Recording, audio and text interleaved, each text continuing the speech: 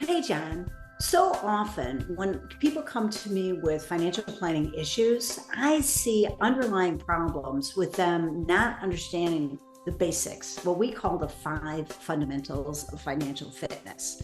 And on today's episode, we're going to talk about the five things that you want to get right at all stages of your life.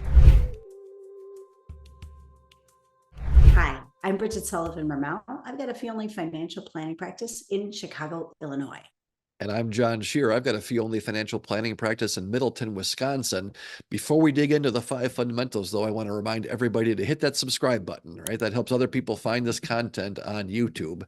And with that, let's dig in. I love, and I was smiling as you were saying that, Bridget, very alliterative, right? The five fundamentals of fiscal fitness. I always giggle. I don't know why it tickles my funny bone, but it's true, right? As you said, these are the basics that go through. And I talk about it with clients. I say, like, that's the cake, right? To me, the stuff that I do is the frosting, right? Cake without frosting, you can eat it, but it's not as awesome, right? So I help make it awesome.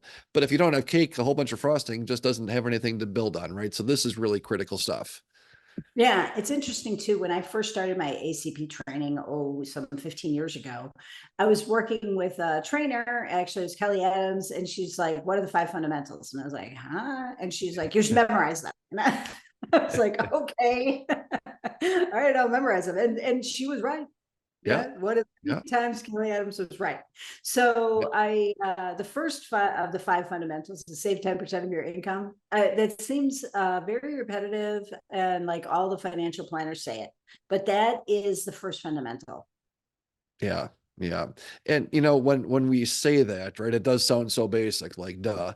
But it's also, I think it's important to remember we're not talking about like, my kids are 11 and 12 now, right? And so we talk about them. They get an allowance and they have to save money, but they're Right. saving so that they can buy their next, new football or whatever, gum they take to school or whatever things they do with it, right? So we're talking about saving 10%. It's not for, oh, I'm saving for my vacation later this year, Right. right? Or my Or I'm house. saving because I know I'm going to need new tires on the car, so I'm saving for that. When we talk 10%, saving 10%, it's long-term permanent savings, right? So Right. building up an emergency fund that's going to be there as my cushion basically forever, and then putting money into things like retirement plans, tax advantaged investing, right? Long-term permanent Right. savings is it's different, right? So I think that's really important component of it. Exactly. I agree. And the other thing about the saving 10% is if you think about our framework, you still save 10% even when you're retired. So but it's a little bit of a different thinking about it. It's more like, okay, all your income and dividends, you could actually spend Right, X, but you can spend 90% of X, not right. the whole amount. Yeah, in And retirement, it's more like not spending all you can as opposed to literally right. saving it. You're right. Yep, yep. Right, exactly. And so that's number one. And number two is, okay, so what do you do with this? And the first thing you do with this is build up and you can kind of start these two at the same time. The first thing is build up your emergency fund. And an emergency fund is something that I really didn't understand how important it was. Although, even when I had my tax practice, I'd see clients who had a nice emergency fund and be like, huh, wow, what's that like? Because I actually just lived on the edge, not Yeah, and put all my money into investing instead of having just a nice little cushion so that if something came up, I wasn't freaked out about it. I wasn't searching for where does money come from. yeah, So one is an emergency fund, and I say have at least 10% of your annual income in it, up to 30% if you like it, or say if you are self-employed. yeah, Okay. yeah, And yeah. these No, that, days, make money yeah, on that money. yeah, Like, so you should that be earning some money too. yeah. So that's the basics of the emergency fund. Right, right. I'll just bring up something that came up recently in a client meeting. We had somebody that didn't have very much in their liquid savings or emergency fund. And when they say, hey, and we've not the first time we were working with them, and they said, well, hey, we need to build it up. And yep, they had some things happen in life, and things got in the way. They had to spend some money they weren't expecting to, so it sucked it down. And then they actually had to take out a home equity loan or a loan to pay for some home repairs that came up. And yep, we want to get that built up, and being in a position, they had sort of they didn't quite have the triple whammy, but certainly a double whammy on things. And having that emergency fund, and we talked about it in the meeting, it was, yeah, we really need to get back to operating from a position of power, right? Not that they couldn't get money from other places. They could take out a home equity loan, I think, in this case, and things. But when you've got that big sort of war chest of money, some people will call it, or that stockpile, the pantry sort of idea. And part of it, it's like, hey, operating from a position of power is such a different feeling inside. It's financial, but it's also such a behavioral and personal thing that it makes a big difference. Yeah, and I've seen research talking about how much your happiness goes up when you just have an emergency fund, and just the basic emergency, the first emergency fund, happiness bump, but then when you have more of a cushion, even another happiness bump too. Yeah. So we like emergency funds. And so it's interesting because I went from personally not really having much of an emergency fund to now really loving an emergency fund. Yeah. So, and yet to your point, I'm feeling more stress right now because we've talked before on this show about how we bought a house and we still have our old house on the market. And so in order to make this transaction go, we used a lot of our ready cash. And so now I'm living without much emergency fund. And I gotta say, it's stressful. It's adding stress. Yep. It's Yep. not like, it's not the most horrible thing. I can keep it in perspective, but it's adding stress and I don't like it. So I'm looking forward to having my emergency fund back. Okay. Yep. Next thing is, with the saving 10%, the other place to put it is your tax advantage retirement fund. Again, this is long-term money, so put it in your retirement fund. Yep. Yep. Companies sponsor these, HSAs are good too, but again, it's got to be for long-term. Okay. Right. IRA, And Roth IRA, right? All that stuff.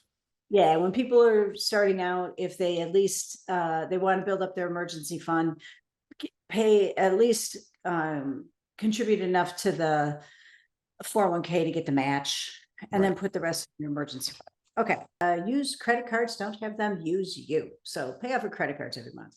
Yep. Yep. Do you Yeah. need to say much more about that? Hey man, we talk about no consumer debt is what we call that, but Right. right. Don't Right. carry a balance, right? Right. That's such a big deal. I'll Right. tell you Exactly. one thing, and It, I look at the first one, save 10% permanent savings, and then the credit card, number three. We talk with people about those are the two most important in my mind anyway. That you're right, you can make some other mistakes in life, but if you don't get into credit card debt and you're always saving money long term, you're going to be in good shape with things. And it sounds simple, right? When I explain this to new clients, oftentimes I'll talk with children of clients as they become adults, and I go through this, and it's like, man, this is not complicated stuff, right? It's simple, but it's also not easy, or else everybody would just do it. But when you talk about credit card, and it's, people that don't have very high incomes, right? Get behind, have credit cards. We've got clients, I'm sure you do too, that have substantial incomes and carry credit card balances, right? right. So it's not just, oh, geez, it's, if I had more money, I wouldn't have this problem. No, this is a behavioral thing. And it's something that goes across, people that are well into their careers and successful, and people just starting out, and everywhere in between. Right. Absolutely. It's and sometimes, like, if you are living somewhere and you're like, how does that person afford this or that? Yeah. Uh, it can be credit cards. So they might Right. not, it might be that they're just spending on it. So you have to learn to handle that kind of noise. Our systems, our emotional systems are built to compare ourselves to others, and we always compare ourselves to others that are doing better, not Right. all the people who are doing worse. And so, and then on top of that, we have another challenge, which is all the internet, all these companies know exactly how to get you to buy. And Yep. so it's hard. It makes it really difficult for people. It can be really hard. And it's hard Yep. to turn it around if you've got into credit card debt. Okay. Next, buy right-sized house. So don't spend too much on your house. That's Yep. a big thing. Yep.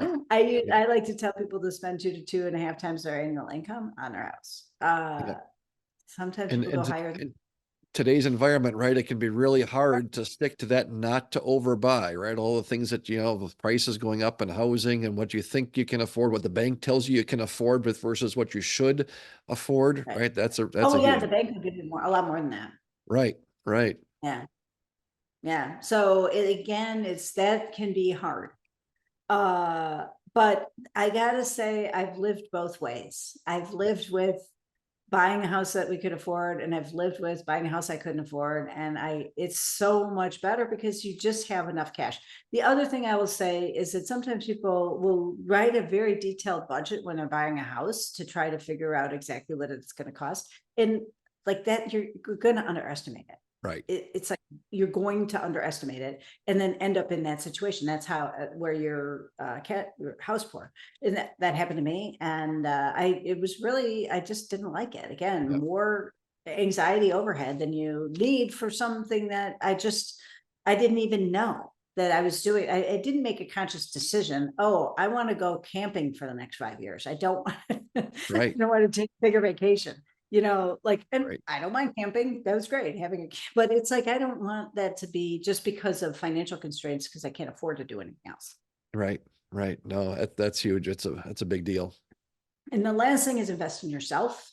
So when you're young, this means college, continuing education. We get continuing education as professionals. And I also like therapists to get over, because the happier you are, the more money you can make. And also coaches, I'll big proponent of all three of those, because the education is something that generally pays off. And so the effort that you put into these things, it grows, it compounds, just like the effort you put into putting money in savings and start, like the fun part of that isn't at the beginning, it's 20 years later. So I would say that all these other things, the real benefit, you get some benefit immediately, but the real benefit is later. Yeah, no, I think that's great. That's great. That's, probably a good place to wrap things up here, talking about the 5 fundamentals of fiscal fitness, right? Save 10% of your income, use those company retirement plans and have enough liquidity. Make sure that you use credit cards, don't let them use you. Buy the right side house and invest in yourself. And as we talked at the beginning, you do those 5 things, you're going to be successful financially speaking in life, right? And with that, I'm John Scherer, and I run a fee-only financial planning practice in Middleton, Wisconsin. And I'm Bridget Sullivan Mermel. I've got a family financial planning practice in Chicago, Illinois. Jen and I are both taking clients, but if you're interested in an advisor in your area, we belong to ACP, or the Alliance of Comprehensive Planners, and you can look for an advisor in your area at acplanners.org. And don't forget to hit that subscribe button.